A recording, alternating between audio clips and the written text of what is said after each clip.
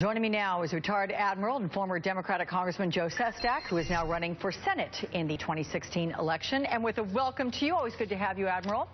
Good to be with you, Alex. We have not spoken since this deal was reached, so give me, first of all, your assessment of it. I am a cautious supporter of it. Do I trust the Iranians? Heck no.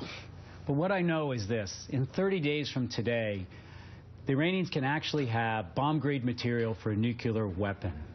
This agreement, as a minimum, is worth to see if it works, because it sets it back on their heels 1 year by degrading that uranium. And then to get that fuel back up by the centrifuges would take not only a year, but by placing these centrifuges in storage, and anybody knows anything about centrifuges, they decay when they're placed in storage a bit, that we will have improved our security and that of Israel for 1 year. Look, I can't tell you that if this agreement fails with certainty that we would have to do a military strike. But if we did, and I believe it would become more probable to stop Iran's pursuit of nuclear weapon, our strikes, and I've been through the war plans as a naval officer, will be wide in breadth, deep in scope, in order to stop the Iranians at most 4 years. This week on Morning Joe, your fellow admiral and former NATO Supreme Allied Commander James Stavridis discussed his concerns for the deal. Let's take a listen to that. I think the top is the verification regime, which is starting to roughly resemble Swiss cheese. You could drive a truck through some of these holes. Secondly, the 24-day period is very concerning. And thirdly, the entire zeitgeist of the agreement at this point seems to very much favor the Iranians in pursuing the bomb. But look, that's really not the problem. The biggest problem here is the airdrop of $100 to $150 billion into their economy, which is only $350 billion to begin with. That's like the U.S. getting a $4 trillion insertion of capital. So big argument here. Iran is pretty much getting everything at once. Sanctions lifted, the arms embargo lifted, 24 days notice for inspection. So what's your response to that? Well, first, I know Jim. We were fellow naval officers. He's a good guy. But I have a difference of opinion from him on this. Right now, we have no one on the ground in Iran. Now we can have up to 150 people on the ground to inspect all the known facilities that are there. And if we think that there's a new facility, let's say it's the basement of the president of Iran, that he's hoarding some nuclear material there, well, we have the right to go in an approval process. It will take a couple weeks to go in and inspect it because we dominate it with Western powers. They can't deny us. And you can't hide radioactive material, alpha, beta, gamma radiation. It stays there for years. We'll pick it up if it was there. Second, it's not $150 billion. As you know, Jack Lew came out, Secretary of the Treasury, the other day and said it's $50 billion. Now, that's still money. And I have two things to say on it. One, they have to fix their economy, which will cost estimates of $500 billion. But second, do I think they're going to try to do some damage with this? Yeah, I do. But so did the Soviet Union when Ronald Reagan did a START treaty and said, trust but verify. I don't say that. I say verify before you trust. And look, they also use some of their monies after these START agreements to have proxies against us from Cuba to Vietnam and North Korea.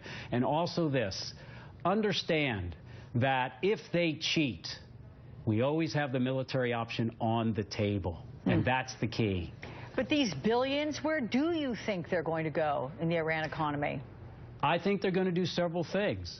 I think they're going to try to get in, like they have that VIP lounge that you know about, Alex, that was just set up in the airport, and all Westerners are starting to flow there to make deals.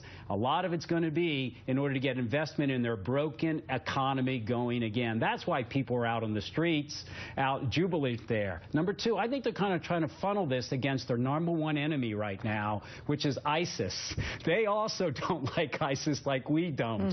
And third, I think they are going to try some damage to do in Syria with Assad. But you know what? Assad is also against ISIS. Now, will they try to do more around the world against us? Sure we will. They will. I don't trust them. But that's why we have our entire outfit here in America. and defense, as well as out there making sure we continue to contain. This doesn't mean we're going to walk down the street arm in arm. It means that we took off the top of the table, like Ronald Reagan did with the Soviet Union, that existential threat of nuclear weapons, and pulled it down a little bit, and now we deal with other problems. If it helps our security, I'm for it. But there have been concerns about the agreements between Iran and the IAEA, which the U.S. does not have access to. Congressional opponents have characterized them as these secret side deals. You've heard that time and again in these last few days. The agreements include inspections, access to military sites. Do you trust the IAEA to have sole access to this? What they're talking about is really one thing, that the IAEA, with the UN, has had the right to look back in history to see how the Iranians got till today. That's all it is. Now, I'm not saying it's unimportant to look back in history. I like history. You can learn from it. And maybe we'll find out some things we didn't know. But our intelligence agencies have already come out and said anything the IAEA learns isn't going to help us today to watch and see if they're cheating. That's the key. Will they cheat? And look, if they do, we can do a strike. But again, I want to make sure everyone's aware of this, that we can't find the submarines of the Iranians. Those midget submarines, about 19 of them, we can't find them in the shallow water. So we'll pull our carrier battle groups out of the Persian Gulf. And then before we can even begin to strike those sites, one of which is under 300 feet of rock, we'll have to beat down the fairly sophisticated surface-to-air missile systems and hundreds of rockets and missiles that can rain down in the meantime on Israel, our troops in Bahrain, and our ships. We will do this if we need to. But to say that they're automatically going to cheat and we can't catch them, or if they cheat and we do catch them, that we can't do it later, how can you before you put our men and women in harm's way? Not a moment here, actually probably a year or two to see if this is working.